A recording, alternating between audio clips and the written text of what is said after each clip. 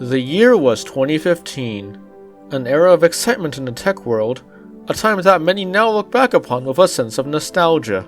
Many people were still using Windows 7 in their computers for their daily tasks, as by that point, it had felt familiar to them. The release of Windows 8 was met with controversy.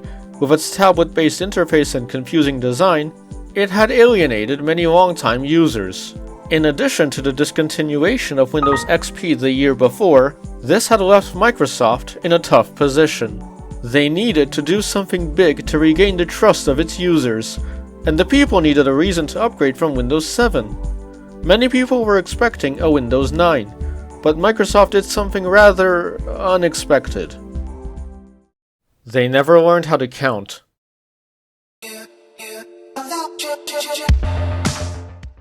Windows 10 was officially released to the public on July 29, 2015, after having been released to manufacturing 2 weeks earlier. It was the first time in which users of previous versions of Windows, namely 7 and 8.1, could upgrade to the latest version, without having to pay for a license. For Windows 8 users, however, the only way to upgrade to Windows 10 was via Windows 8.1. You couldn't upgrade from Windows 8 to 10 directly. The way this upgrade was presented, however, was quite aggressive. Users would get a taskbar notification telling that their computer was ready for their free upgrade, and it would not go away.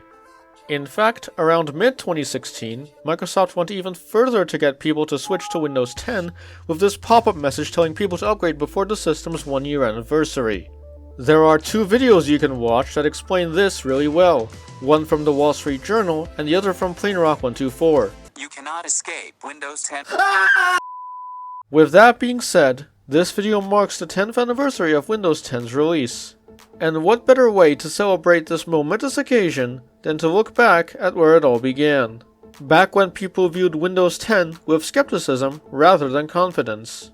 In this video, I'll be revisiting Windows 10's first appearance, version 1507, and comparing it to its final major release, version 22H2, to see just how much the OS has evolved over the years. Starting with the setup process, while there isn't much difference in the beginning, there are subtle hints all over the place, like the dates being different, different lines of text, as well as various UI elements differing like the checkboxes and the progress bar color. Next, there's a lot of differences once the system restarts a few times, as 1507 looks like a slightly more polished version of 8.1, but by the time 22H2 rolled around, it had long gotten its identity.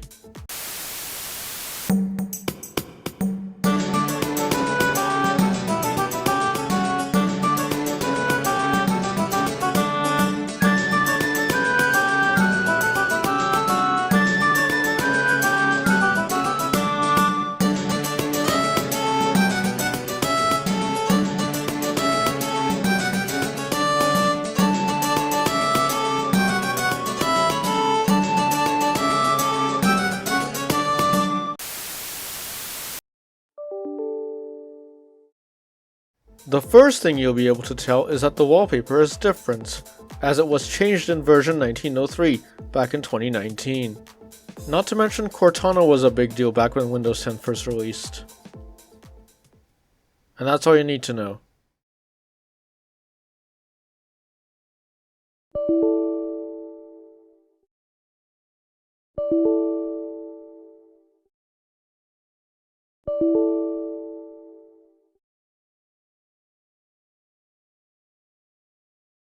As we mark the 10th anniversary of Windows 10's release, it feels like the right time to reflect on what it brought and what its legacy will be. What began as an attempt to move past Windows 8's shortcomings has become one of the longest running and most successful operating systems in Microsoft's history.